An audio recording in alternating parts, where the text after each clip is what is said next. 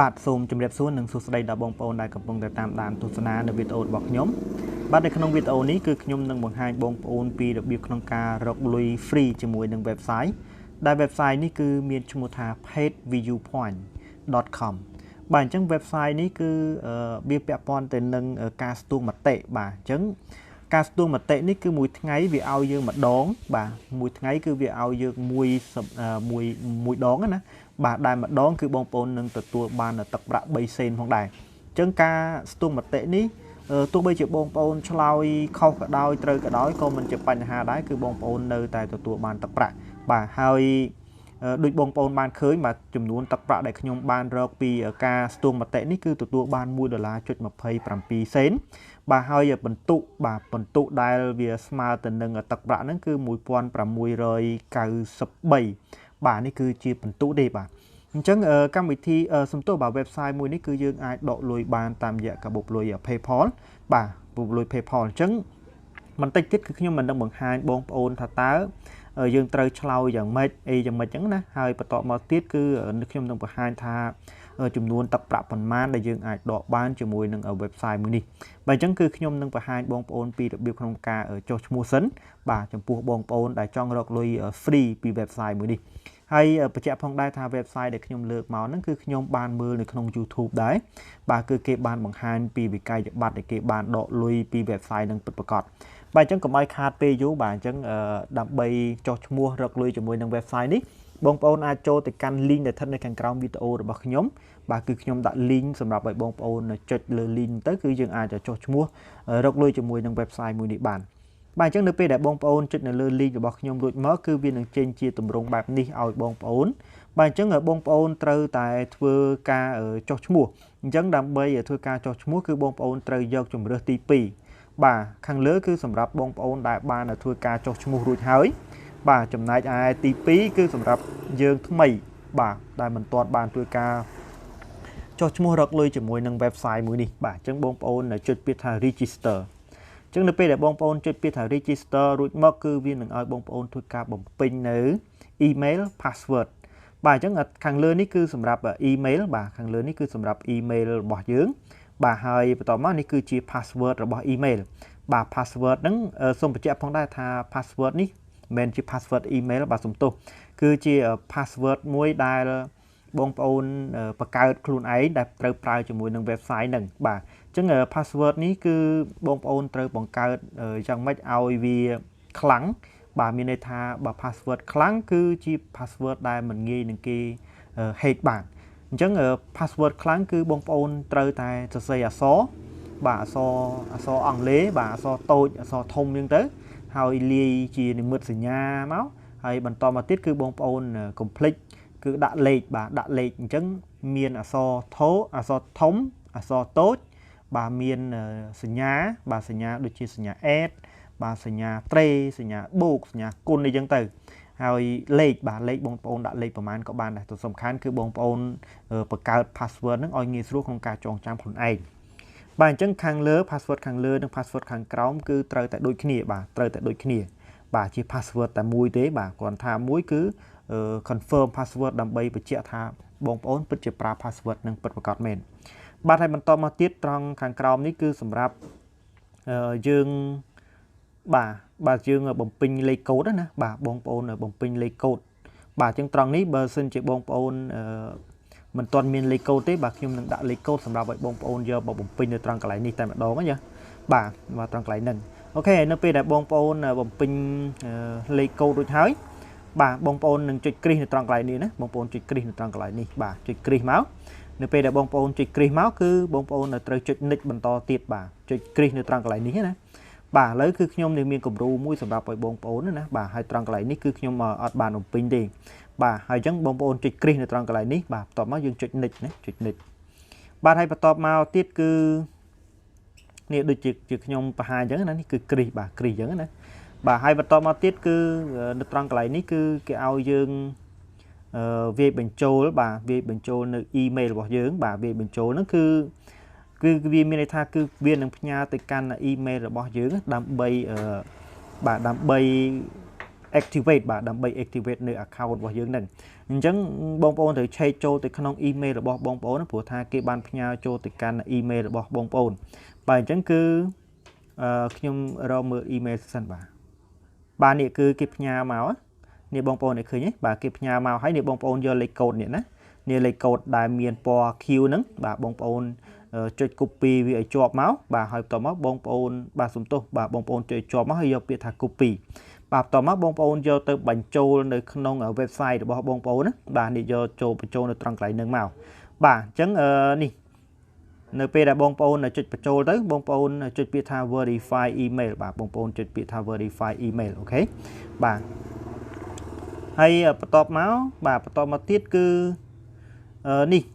ដូចខ្ញុំបានបង្ហាញបងប្អូនបាទនេះគឺខ្ញុំយកមកផាសនៅក្នុងប្រអប់មិញហ្នឹងណាបាទនេះយកបំពេញនៅត្រង់កន្លែងហ្នឹងមកហើយបន្ទាប់មកទៀតគឺយើងចុចពាក្យថា verify email បាទអញ្ចឹងនៅពេលដែលបងប្អូនចុច verify email មកគឺវានឹងឲ្យបងប្អូនធ្វើការបំពេញនៅព័ត៌មានផ្ទាល់ខ្លួនការបំពេញនៅព័ត៌មានផ្ទាល់ខ្លួននេះក៏បងប្អូននឹងទទួលបានទឹកប្រាក់បន្ថែមផងដែរបាទគឺបងប្អូននឹងឃើញចំនួនទឹកប្រាក់ដែលវាដាក់នៅកតុយខាងក្រោយនេះណាបាទកតុយខាងចុងហ្នឹងអញ្ចឹងខាងលើនេះគឺសម្រាប់បំពេញនៅ page បាទ page អញ្ចឹងបងប្អូនរើសមកបាទខាងលើគឺ page ប្រុសខាងស្រីគឺ page ស្រីបាទខាងក្រោមគឺ page ស្រីណាបងប្អូនចុចគ្រីសមកមកថាបងប្អូន page មួយណាគឺយក page មួយហ្នឹងមកបាទហើយតមកទៀតនេះគឺជា username បាទគឺជាឈ្មោះរបស់បងប្អូនដែលត្រូវប្រើជាមួយនឹង website ហ្នឹងបាទបងប្អូនដាក់ឈ្មោះអីក៏បានដែរបាទយើងដាក់ឈ្មោះពិតប្រាកដរបស់យើងមកបាទហើយបន្តមកទៀតគឺត្រង់កន្លែងនេះគឺ first name បាទ first name គឺបងប្អូនដាក់ឈ្មោះតកូលបាទតកូលបងប្អូនហើយ last name គឺបងប្អូនដាក់ឈ្មោះបងប្អូនមកបាទហើយអញ្ចឹងនេះគាត់ឲ្យបងប្អូនបំពេញនៅ first name គឺបងប្អូនទទួលបាន5សេនហើយបងប្អូនបំពេញនៅ last name គឺបងប្អូនទទួលបាន5សេនផងដែរចំណែកឯ page នេះបងប្អូនរើសយក page ប្រុសគឺបងប្អូនបាន5សេនឬក៏ page ស្រីក៏បាន5សេនដូចគ្នាដែរបាទហើយបន្តមកគឺ birth of date នេះគឺថ្ងៃខែឆ្នាំកំណើតបាទថ្ងៃខែឆ្នាំកំណើតរបស់យើងអញ្ចឹងបងប្អូនដាក់មកបាទថ្ងៃខែឆ្នាំកំណើតរបស់យើងបាទបងប្អូនដាក់មកបាទហើយបន្តមកទៀតគឺនេះជាឧទាហរណ៍ណាបាទគឺជាឧទាហរណ៍ខ្ញុំបង្ហាញបងប្អូននេះនៅពេលបងប្អូនបំពេញហើយគឺវានឹងចេញជាពណ៌ត្រួយចែកបែបហ្នឹងណាចេញជាត្រួយចែកបែបហ្នឹងបាទហើយបន្តមកទៀតគឺបងប្អូនចុច next មកយើងចុច next បន្តទៀតមកបាទនៅពេលបន្តមកទៀតនេះគឺវាឲ្យយើងធ្វើការបំពេញនៅប្រទេសបាទអញ្ចឹងបើបងប្អូនប្រទេសកម្ពុជាបងប្អូនដាក់កម្ពុជាមក country នេះបងប្អូនចុចនៅត្រង់កន្លែងនេះដើម្បីរើសប្រទេសណាហើយត្រង់កន្លែងនេះគឺខេត្តបាទ region ហ្នឹងគឺខេត្តឬក៏តំបន់ឬក៏ state ឬក៏រដ្ឋណាអញ្ចឹងបងប្អូនដាក់យកខេត្តអីក៏បានដែរបាទបងប្អូនចុចត្រង់កន្លែងហ្នឹងគឺរើសមកណាបាទអញ្ចឹងគឺការបំពេញនៅត្រង់កន្លែងនេះគឺបងប្អូនទទួលបាន4សេនរហូតដែរបាទហើយត្រង់បន្តមកទៀតstress address បាទ street address មានន័យថាលេខផ្លូវអាសយដ្ឋានផ្លូវរបស់យើងបាទអញ្ចឹងបងប្អូនមានបងប្អូនដាក់មកហើយ zip បាទ zip index នេះគឺបងប្អូនដាក់2600តែម្ដងមកបាទកុំឲ្យពិបាកបាទ zip ណាបាទបងប្អូនដាក់2600មកហើយត្រង់ time zone នេះបាទ time zone នេះគឺបងប្អូនរើសមកបាទជាយើងដាក់បាងកកក៏បានបាទយើងដាក់បាងកកក៏បានព្រោះថាវានៅក្នុងតំបន់ zone ដូចយើងដែរណាបាទហើយបន្តមកបងប្អូនត្រូវបំពេញនៅ PayPal email របស់បងប្អូនបាទនេះបើសិនជាបងប្អូនមាន email របស់ PayPal បាទបងប្អូនត្រូវបំពេញនៅត្រង់កន្លែងហ្នឹងហើយខាងក្រោមហ្នឹងក៏ដូចគ្នាដែរគឺបងប្អូនត្រូវបំពេញនៅ email PayPal ដូចគ្នាដែរបាទបំពេញនៅត្រង់កន្លែងហ្នឹងណាបាទអញ្ចឹងនេះគឺខ្ញុំមានគំរូខ្លះបាទឥឡូវខ្ញុំបង្ហាញតិចសិនបាទគំរូបាទនេះខ្ញុំមានគំរូអញ្ចឹងណាបាទមានគំរូបែបនេះហើយត្រង់ zip code នេះគឺខ្ញុំយក2507ហ្នឹងដោយសារតែអញ្ចឹងណាខ្ញុំប្រាប់បងប្អូនតិចដើម្បីទៅរក zip code ហ្នឹងបាទទៅរក zip code ហ្នឹងគឺបងប្អូននេះចុចត្រង់កន្លែង Google Chrome បាទត្រង់កន្លែង Google Chrome ហ្នឹងមកហើយបងប្អូនវាយ search ត្រង់កន្លែងនេះបាទបងប្អូនវាយពាក្យថា zip code មកបាទនេះ zip code Cambodia បងប្អូនចុចហ្នឹងមកបាទអញ្ចឹងគឺវានឹងបង្ហាញ zip code ឲ្យបងប្អូនហើយអញ្ចឹងបងប្អូននៅតំបន់ណាគឺមាន zip code នៅត្រង់កន្លែងហ្នឹងដូចជានេះខេត្តដូចជាភ្នំពេញអញ្ចឹងទៅបាទហើយបងប្អូនចង់រកខេត្តផ្សេងទៀតក៏បានដែរនេះមាននៅខាងក្រោមបាទមានសៀមរាបបាត់ដំបងកណ្ដាលតាកែវអីហ្នឹងគឺមាននៅក្នុងហ្នឹងហើយបាទអញ្ចឹងបងប្អូននៅតំបន់ណាបងប្អូនចុចនៅនឹងទៅឧទាហរណ៍ថាកំពង់ចាមបាទបងប្អូនចុចទៅកំពង់ចាមហ្នឹងមកបាទគឺវានឹងបង្ហាញបន្តទៀតហើយបាទមានស្រុកមានអីខ្លះនៅក្នុងហ្នឹងណានេះបងប្អូនមើលនៅត្រង់ហ្នឹងបាទគឺមានណាមាននៅក្នុងហ្នឹងអញ្ចឹងបងប្អូនអាចមើលទៅឧទាហរណ៍ថាបន្ទាយអញ្ចឹ chứ bông bồn chơi tới cứ viên nâng hai nơi zip code ở bông bồn này chứ là được biết không ca rộng zip code nữa cứ rộng nơi tròn cái lại nâng đấy bà nơi tròn cái lại nâng ok chứ bắt to mau tiết bà bắt to mau tiết cứ nơi p đại bông bồn ban là zip code cho tới bông pin nơi tròn cái lại nâng rút hái bà cứ bông bồn bà do việc bông pin nơi tròn cái lại nâng màu nè do bông pin nơi tròn cái lại nâng hay bà xin chỉ bông bồn ba page bà bông bồn ai bông pin từ tam tùm rung và nhung chân mong chân tại mặt đòn tới có ban đây bà do Campuchia do cặp buông cham do đầm bài được nhung chân máu hay do zip code được nhung chân máu bà có mọi bông bồn là bạn đấy hay ní cứ bang cọ ní cứ nhung do bộ làm pi cái nhất nhung do bang cọ đấy bà hay càng cáo ní cứ chỉ email được nhung mà bạn pin bản chân bông bồn ai cho không người cùng rú bẹp nứng có bàn đây bà hay to mà tiết cứ p để bông bồn là chụp nick bằng to mà tiết bà cứ vì ao dương bông pin nơi cầm rật ao prum bà cầm rật ao prum trong bông bồn riêng đo cầm rật nà nạ tì đập pi nạ tìm buôn rồi có chọc bạn nhà bát đi dân từ bà được nhóm cứ bạn nhà bát buôn cho năm dân tới bà rồi trongนี้គឺពាក់ព័ន្ធទៅនឹងស្ថានភាពរបស់យើងថាតើយើងរៀបការហើយឬនៅឬក៏យើងមិនទាន់រៀបការទេបាទហើយបន្តមកទៀតត្រង់កន្លែងនេះគឺវាសួរតើយើងមានកូនហើយនៅបើសិនជាយើងរៀបការហើយអញ្ចឹងណាបាទបើសិនជាមានដាក់ទៅបើមិនមានទេក៏មិនចាំបាច់ដាក់ដែរដាក់ no children អញ្ចឹងទៅបាទហើយត្រង់នេះគឺពាក់ព័ន្ធទៅនឹងអាជីពមុខរបររបស់យើងបាទអញ្ចឹងបើសិនជាបងប្អូនធ្វើការងារ part time បងប្អូនដាក់ part time ហើយបើសិនជា full time បងប្អូនដាក់ full time មកនេះបងប្អូនចិត្តនៅត្រង់កន្លែងព្រួញចុះក្រោមហ្នឹងគឺនឹងឃើញវាបង្ហាញឲ្យយើងណាបាទបន្តមកទៀតបងប្អូនចុច nick នេះបងប្អូនចុច nick បន្តទៀតមកបាទនៅពេលដែលបងប្អូនចុច nick មកបាទនៅត្រង់កន្លែងនេះគឺវាឲ្យយើងរើសហើយយើងរើសនៅប្រភេទការងាររបស់យើងតើយើងធ្វើការងារអីហើយអញ្ចឹងនៅពេលដែលបងប្អូនរើសគឺបងប្អូននឹងទទួលបាន10សេនឯណោះបាទ10សេនហើយនៅត្រង់កន្លែងនេះគឺពាក់ព័ន្ធទៅនឹងប្រាក់ចំណូលរបស់យើងបាទការបង្ហាញនៅប្រាក់ចំណូលរបស់យើងក៏យើងទទួលបាននៅទឹកប្រាក់15សេនផងដែរបាទនេះបងប្អូនឃើញបាទនៅពេលយើងបំពេញរួចហើយណាបាទបំពេញរួចហើយគឺវានឹងចេញបែបនេះឲ្យយើងតែម្ដងហើយតមកបងប្អូនចុច nick ណាចុច nick បន្តទៀតបាទហើយអញ្ចឹងនេះវាចូលមកកាន់តម្រងនៃ website ទាំងមូលនេះតែម្ដងបាទអញ្ចឹងថាតើយើងត្រូវឆ្លើយនឹង survey នេះបន្តទៀតយ៉ាងម៉េចគឺអញ្ចឹងបងប្អូនតាមដានជាមួយនឹងខ្ញុំទាំងអស់គ្នាប៉ុណ្ណឹងនឹងចាប់ផ្ដើមបងប្អូនត្រូវមើលខាងលើផងដែរបាទខាងលើហ្នឹងបងប្អូនយកពាក្យ accept ណាបាទខាងលើនេះណាបងប្អូនចុចពាក្យ accept មកហើយបន្តមកទៀតបងប្អូនចុច accept បន្តទៀតណាចុច accept បន្តទៀតបើបងប្អូនអត់ចុចទេគឺបងប្អូនមិនអាចទទួលបាននៅ survey បន្តទៀតបានទេណាអញ្ចឹងត្រង់កន្លែងនេះគឺបងប្អូនត្រូវចុច accept មកណាបាទហើយបន្តមកគឺនេះវាឲ្យបងប្អូនចុចពាក្យ allow បាទដើម្បីឲ្យវាស្វែងរកអំពីតំបន់របស់យើងដែលយើងរស់នៅណាបាទយកអញ្ចឹងបងប្អូនចុច allow មកអូខេអញ្ចឹងឥឡូវគឺខ្ញុំនឹងបង្ហាញបងប្អូនចូលទៅកាន់ website នេះតែម្ដងបាទដែល website ខ្ញុំបង្ហាញបងប្អូនមិញហ្នឹងគឺមានឈ្មោះថាpaidviewpoint បាទ paidviewpoint នេះគឺជា website អញ្ចឹងនេះគឺជាសំណួរដែលវាបានឲ្យយើងណាបាទហើយនេះទឹកប្រាក់ដែលខ្ញុំរកបានឥឡូវសំណួរនេះគឺខ្ញុំទុកពេលក្រោយទៅចុះឥឡូវខ្ញុំបង្ហាញថាចំនួនទឹកប្រាក់ប្រមាណដែលយើងអាចដកបានជាមួយនឹង website ហ្នឹងនេះបងប្អូនចុចត្រង់កន្លែងរូបដុល្លារហ្នឹងមកបាទ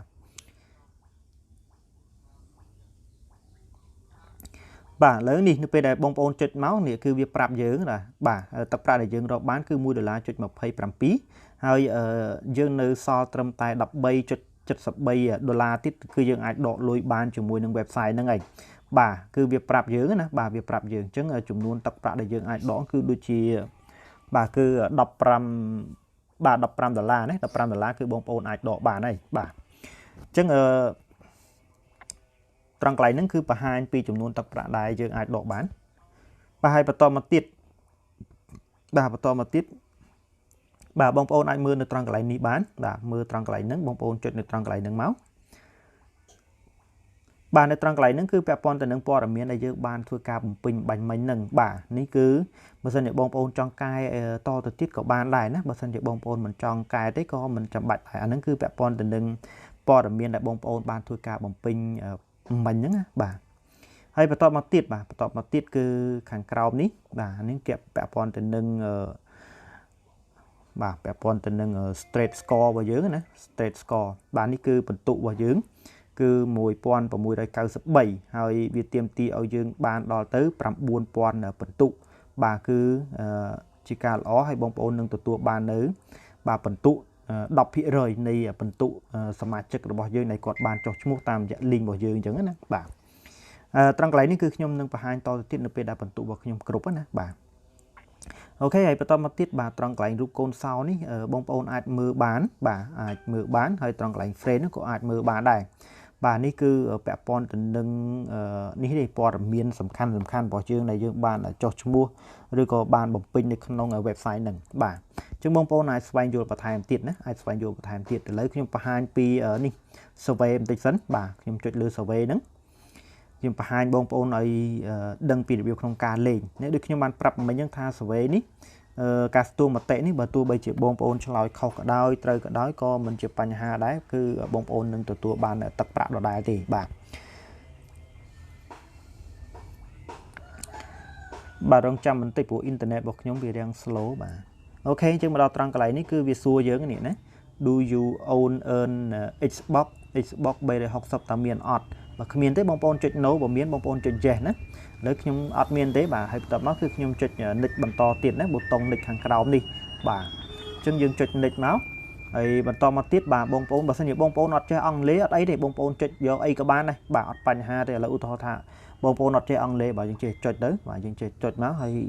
បាទបងប្អូនអាចចុចតទៀតទៅបាទនឹងបើសិនជាយើងអត់ចេះណាហើយតបមកបាទបងប្អូនចុចទៀតមកបាទ yes អញ្ចឹងទៅហើយយើងចុច next តទៅទៀតមកបាទហើយទៅអង់គ្លេសអញ្ចឹងទៅបាទបងប្អូនចេះចុចអញ្ចឹងទៅបាទហើយអញ្ចឹងបាទយើងចុចអញ្ចឹងទៅបាទខុសក៏ដោយត្រូវក៏ដោយអត់អីទេបាទអត់អីទេពីព្រោះថាវាជាប្រភេទសំណួរស្ទង់មតិអញ្ចឹងណាបាទអញ្ចឹងបងប្អូនធ្វើទៅតាមដែលខ្ញុំបានប្រាប់អញ្ចឹងទៅឥឡូវចប់ហើយនេះឃើញទេអញ្ចឹងនៅពេលដែលចប់នេះទឹកប្រាក់គឺឡើងបាន$1.30បាទហើយបន្ទុករបស់យើងក៏ឡើងទៅតាមនឹងដែរបាទអូខេអញ្ចឹងខ្ញុំគិតថាបងប្អូននឹងតន់នៅត្រង់កន្លែងហ្នឹងណាបាទអញ្ចឹងខ្ញុំគិតថាបងប្អូនអាចធ្វើបានបាទខ្ញុំមានតែប៉ុណ្្នឹងទេសម្រាប់បង្ហាញបងប្អូននៅក្នុងថ្ងៃហ្នឹងបាទអញ្ចឹងខ្ញុំមានតែបញ្ចប់វីដេអូត្រឹមតែប៉ុណ្្នេះចុះហើយកុំភ្លេចបាទ link គឺខ្ញុំនឹងដាក់នៅខាងក្រោមដើម្បីបងប្អូនធ្វើការចុះឈ្មោះរកលុយជាមួយនឹង website មួយនេះបាទអរគុណចំពោះការតាមដានទស្សនារបស់បងប្អូនបាទបាយបាយ